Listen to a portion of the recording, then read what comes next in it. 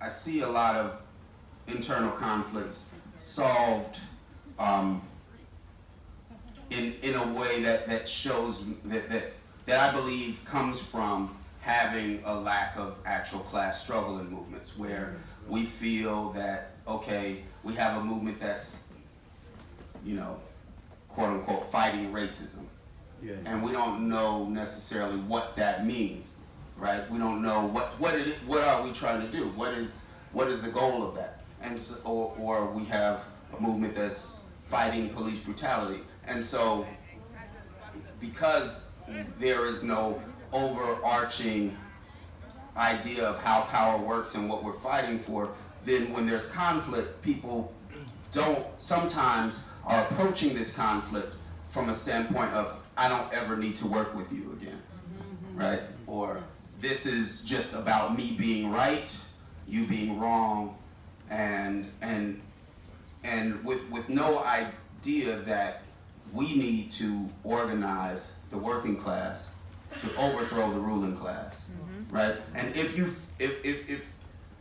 get to that point, then you understand that these conflicts do have to be resolved. They're not something that you pass over just because you have to work with someone, but it's about how the conflicts are talked about. And some of this has to do, honestly, with social media culture and the way people are, you know, you might even say something to your friend online that you would, in a way that you would never talk to them in person, because it's just about the words looking cute, or you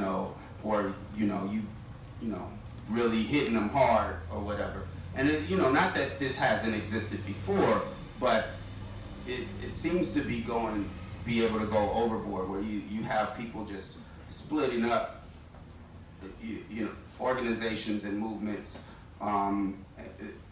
without that idea. And I think without that idea that they need to work together. And that could sound very like hippie-ish, like we all need to work together. But I think what I'm saying is that if there's a strategy where you understand who you need to get on your side, it ends up not just becoming about who agrees with you and who doesn't. It becomes about getting the folks that don't agree with you to agree with you, right? It becomes, which is a whole different approach to it, right? And I think that is also why there's been some hesitance to actually even do on-the-job organizing, because that's it's one thing to like plant a flag and be like, everybody that agrees with me, come over here and we're gonna do a thing on Saturday at 3, as opposed to going someplace and there's a whole bunch of people that you gotta, build with and get on your side, and that you may not like at first, and you have to, become a different kind of person, be based on what you need to, what you feel needs to be accomplished.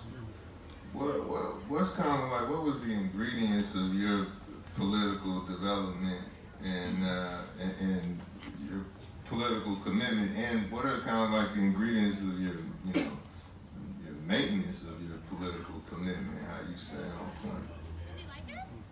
point? Let's see. My father, who's right there,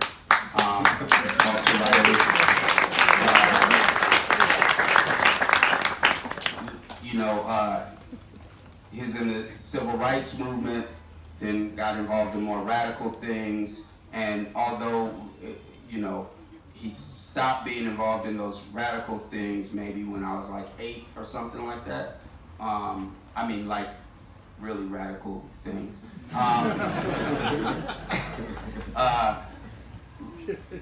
As a kid, when you're doing book reports and stuff, and you got to interview somebody in your family, I probably interviewed him like 10 times or whatever, because I'm like, well, my father was in the civil rights movement, and that's what you ask about. That's what they teach you, so you ask about that. And so I knew that, I didn't understand everything about everything, but I knew that much at the time that that there was nothing wrong with rebellion.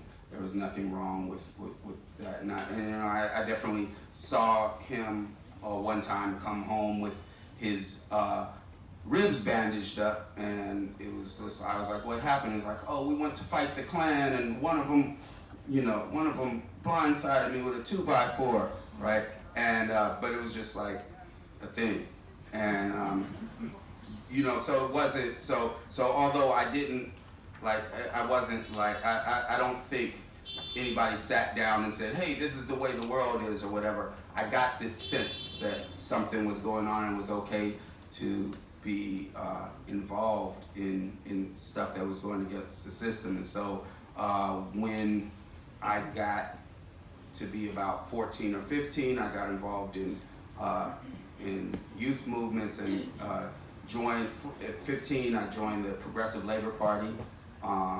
And this was through organizing, through helping supporting farm workers who were organizing in the Central California Valley, doing these summer projects. And so that kind of like gave me a clear, because these were radicals who were using the organizing as they put it, as a stepping stone to revolution, right?